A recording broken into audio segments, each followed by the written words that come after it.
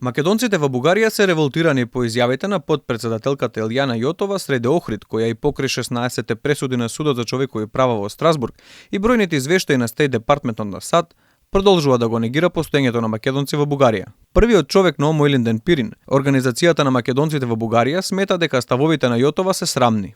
Тоа е комплетна невистина и е многу срамно еден вице-председател на земја да зборува такви работи, кои што се некаде меѓу комплетната неписменост и комплетната нечестност.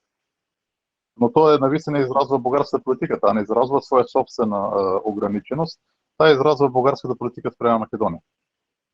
Никакво признавање на македонското малцинство, знаете дека тоа е едно од барањата на Бугарија спрема Македонија, а од друга страна баране права за бугарите во Македонија. Тоа е тоа.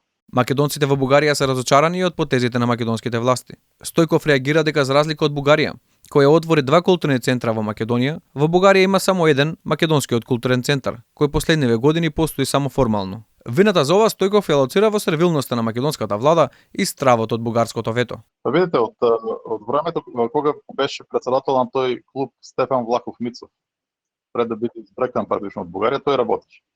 Како тој беше отстранет, овој клуб не работи. Памти да ставија доста Димовска и со тој клубот умре. Овој клуб јас не знам да има поканет во македонски организации или воопшто со можеби деценија или повеќе. Така што реално, но тоа се е вина на Македонија.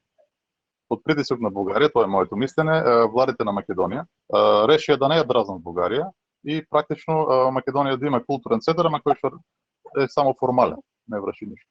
За наводното незнаење на Јотова за постоењето на македонци во Бугарија, реакција имаше уште вчера од Семакедонскиот собор по повод 107 годишнината од смртта на македонскиот револуционер Јане Сандански. Стотина македонци кои се собраа во Мелник за да му одадат почит на Сандански и порачаа на бугарската потпредседателка да дојде во Мелник и самата да се увери во постоењето на она што таа и бугарската држава со децении го негира.